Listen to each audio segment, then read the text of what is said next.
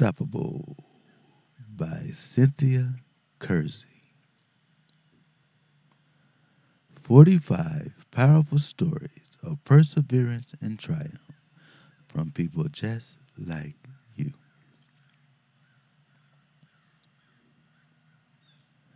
Unstoppable.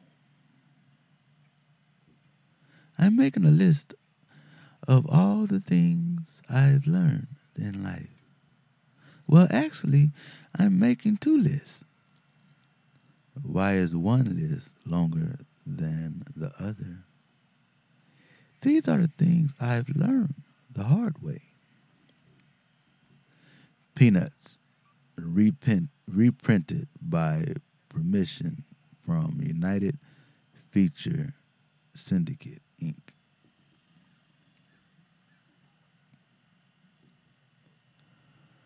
Unstoppable.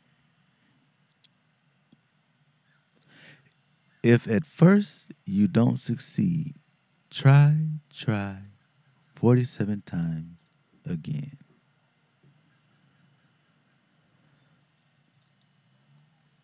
"20 people in the past hour have listened to your sales pitch and hung up the phone.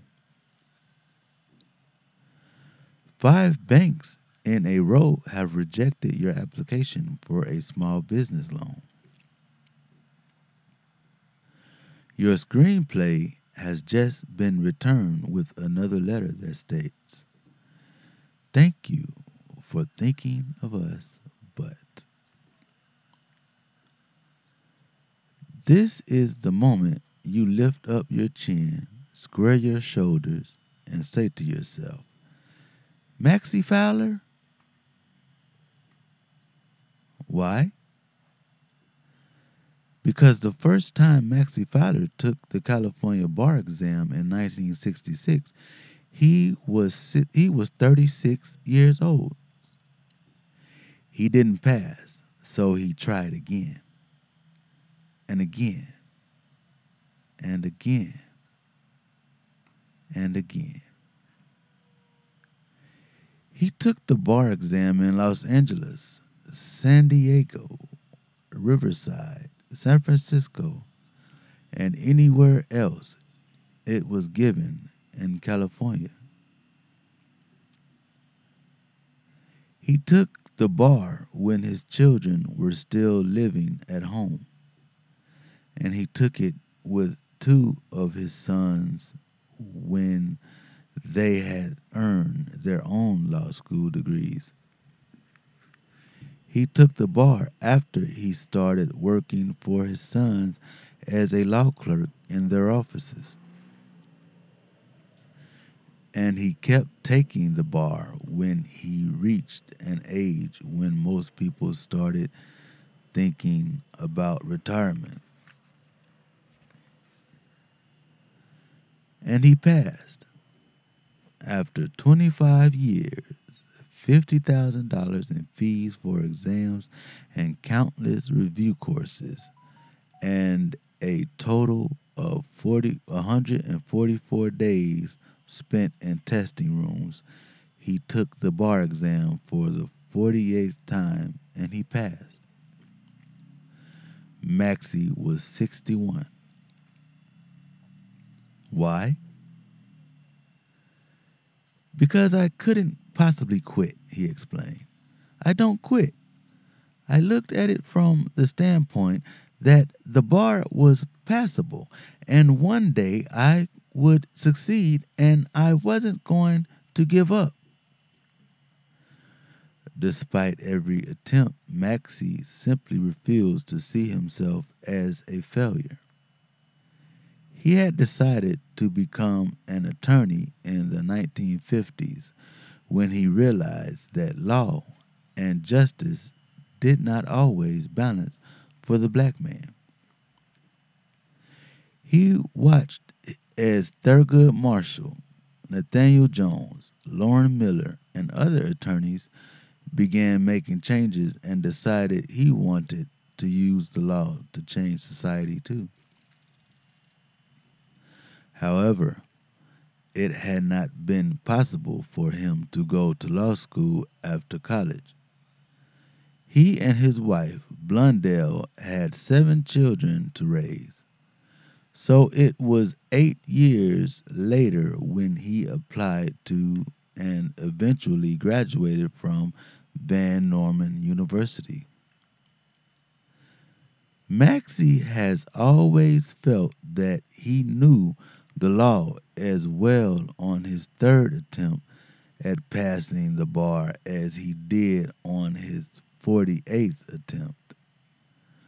Over the years, he consistently scored in the top 10% of the law review courses he took.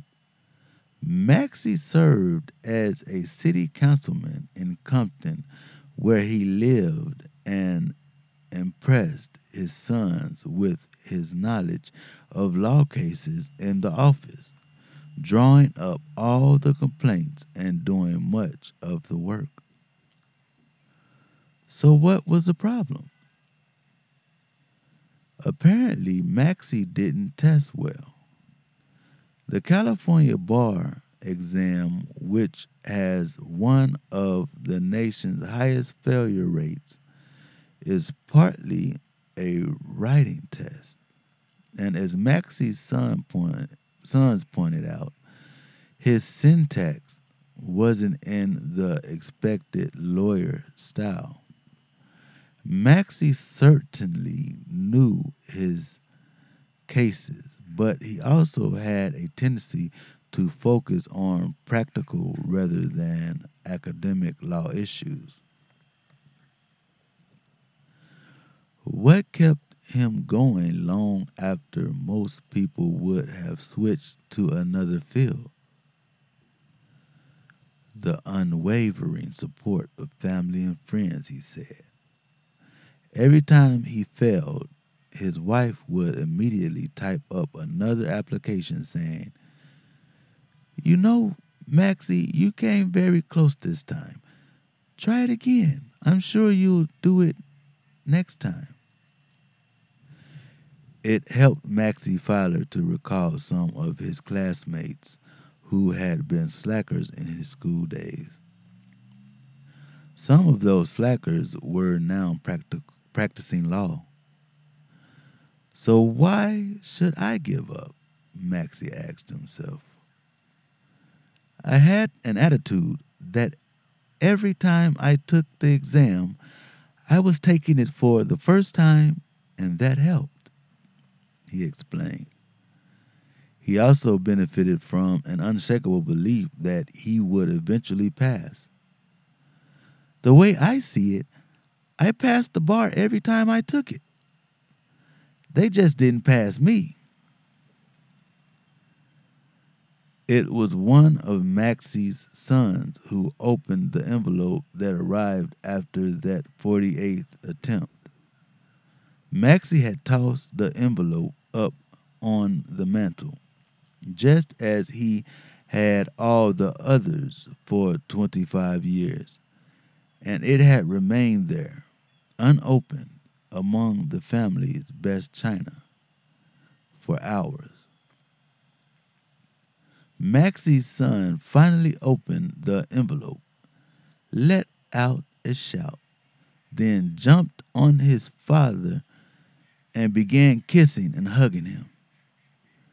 It took Maxie 40 minutes to believe what he was reading. "Congratulations, Mr. Fowler." During Maxie's swearing-in ceremony, 1,000 of his colleagues were on hand to show their respect for a man whose optimistic spirit and tenacious persistence was like none other they had ever witnessed. Today, Maxie Fowler practices law a half-mile from the courthouse in Compton, California. When he tells clients he'll fight their case to the bitter end, they can be sure he will. Keep going. Say, "I will do it," and you will. Maxie Filer. 45 powerful stories of perseverance and triumph from people just like you.